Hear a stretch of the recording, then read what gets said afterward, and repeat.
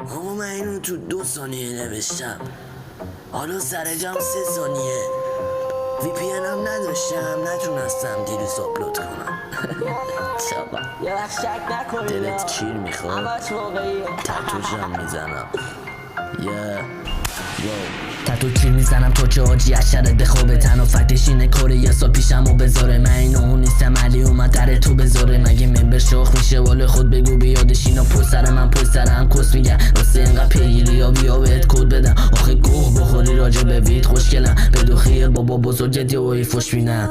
از این به بعد آور بزن تو که علی میاد پدرت از علی دی گرفته تو علی وید آزوق کردی همین هم بودش از سرت زیاد از اینو مافی کوور کرده خود چه قال خیار انقدر اخته یه سر ورسش تایم میگیره. علی سلواتی ورس میزنه تایم بگیرش اصلا اسکیه چرا 4 پلی داشت فیم با به ما نمیخوری خب وای میگیره. شغل همه کس میگه چاقی لندن چند با بگم به ما نمیخوری آخه علن شما از پشت گوشی فقط کس چاقی وگرنه تو خیابون همه ارادت و شغل همه کس میگه چاقی لندن چند با بگم به ما نمیخوری آخه علن شما از پشت گوشی فقط کس چاقی وگرنه تو خیابون همه ارادت من تو سرم نمیره خوب دیسته بیرو هم اومدی رو بیت ببین چجوری خوب میگمت. البته یه انتقاد بکنم ازت تو مثل رز بودی گنده گوزید زیاده قانون کپی را چه اولش تو چون خودت زدی بیو فکر جاستی دومی تو چون خودت همین چی رو دیدی سومی تو چون خودت به ما نمیخوری اونم بازم تو چون خودت مشفر چف چنده ای خودت جردن چرا شدو خیزی زد سال ساجی کلا